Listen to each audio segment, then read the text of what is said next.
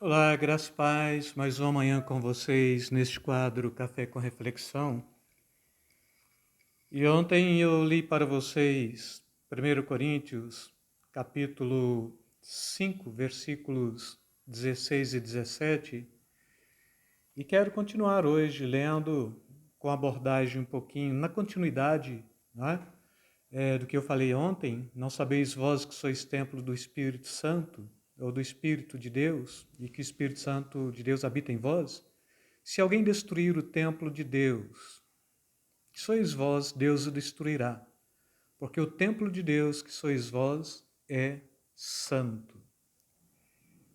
Eu ainda lembro de ter falado para vocês o conceito de templo, temenos, né? Temenos traz a ideia de lugar de contemplação, de reunião com Deus.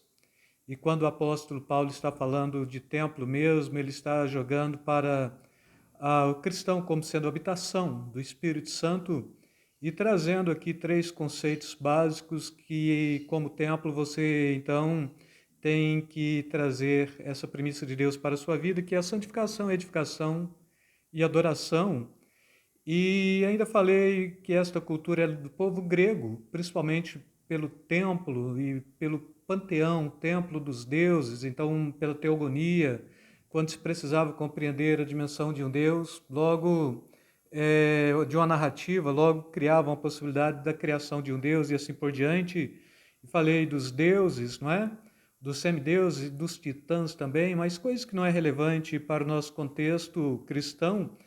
E Paulo, quando ele evangeliza aquela igreja de Coríntios mesmo e traz esta consciência, é uma consciência difícil de fugir dela. Como também para nós hoje, já trazendo esta consciência de que somos templos do Espírito Santo, é uma consciência difícil de fugir dela. E tanto aquele povo quanto nós hoje, como cristãos, é, aquele povo em particular, ninguém melhor do que os gregos sabiam da importância de um templo, e quando nós estamos falando para nós hoje, é porque todos nós viemos de uma tradição, de uma religião em que o templo é fundamental, tem a sua importância, não é?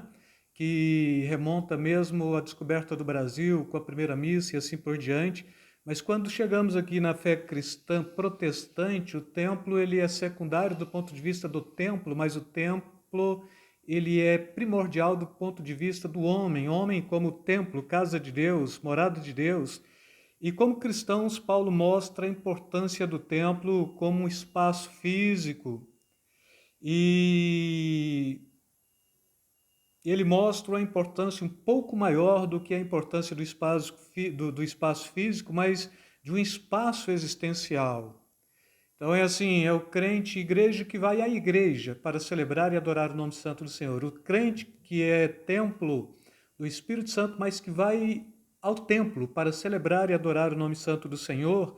Então tem uma questãozinha existencial nesta pauta, significando a importância de que você já é. Então, quando eu estou indo à igreja, sou eu o templo do Espírito Santo que está indo ao templo para celebrar. Este contexto traz aí a necessidade de uma adoração perfeita, de uma compreensão lógica, de uma mente racional, de uma mente voltada para a adoração. E assim, ou seja, melhor que adorar no templo construído por mãos humanas seria adorar no templo edificado pelo Espírito Santo. Mas se falar assim, não tem necessidade de ir à igreja, não existe a igreja que é igreja meramente para estar ali representando a glória de Deus. E desta forma somente representa a glória de Deus, porque foi consagrado para isto. Isto é uma cultura da tradição religiosa judaica, né? Não cristã necessariamente, porque a igreja ela só tem a sua relevância como templo construído, como prédio construído, quando fiéis, quando irmãos, quando pedras vivas, quando templos, não é? Então, cada irmão, tendo a certeza de que ele é a habitação do Espírito Santo, reúne-se neste espaço. Este espaço, então, ele se torna nesta condição de santificação, edificação e adoração também. E dentro deste espaço nós temos, então, a possibilidade de celebrar o nome do nosso Deus, cantar louvores, viver em plena harmonia e comunhão. Então, a koinonia, que é a reunião de todos os santos, a comunhão. Isto é muito importante para a compreensão da nossa fé, e isto é muito importante do próprio ponto de vista de Deus. Deus chama o povo do Velho Testamento, da nação de Israel, de congregação, não é? Arraial dos Santos e assim por diante. Então, para o nosso contexto também, a congregação, Arraial dos Santos, a própria comunidade, que eu sempre falo para vocês, Velho Testamento, Calhal, Novo Testamento, não é? Comunidade, onde o povo então se reúne para celebrar e adorar o nome deste Deus que é todo-poderoso, mas com esta importância, irmãos. Eu não quero ser alguém que está meramente no espaço construído por mãos humanas, mas eu quero ser alguém que tenha sido edificado pelo próprio Espírito Santo para neste espaço então celebrar e adorar o nome santo do Senhor.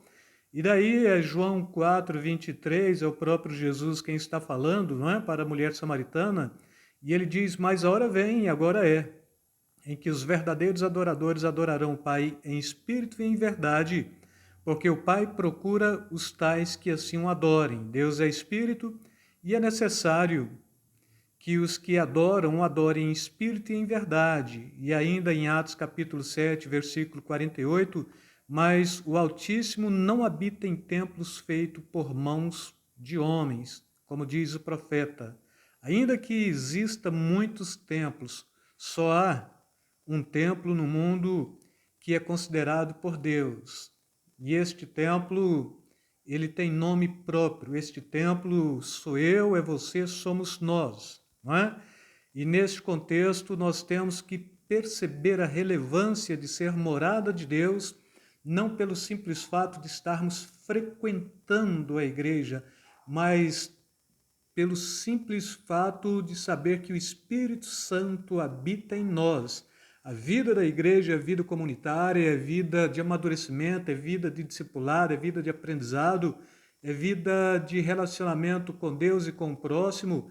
E aqui o conceito da adoração também, ela não pode ser um conceito totalmente ermitão, eremita, isolado, não é?